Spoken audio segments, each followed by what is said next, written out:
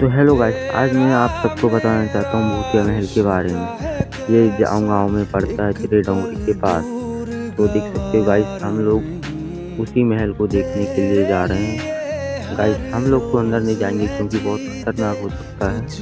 हमको गांव वाले मना कर रहे थे कि मत जाना उसके पास, बट हम फिर भी जाएंगे गाइस। आपको क्या है, देख सकते हो ये इतना खतरनाक महल है गाइस, गांव वाले भी डरते हैं इसमें जाने से।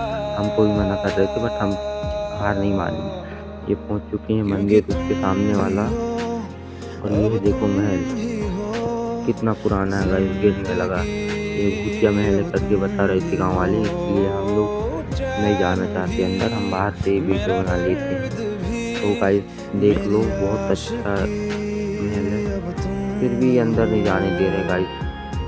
ठीक है, थैंक यू। लाइक करो, सब्सक्राइब कर दो यार, शेयर करो। Thank you.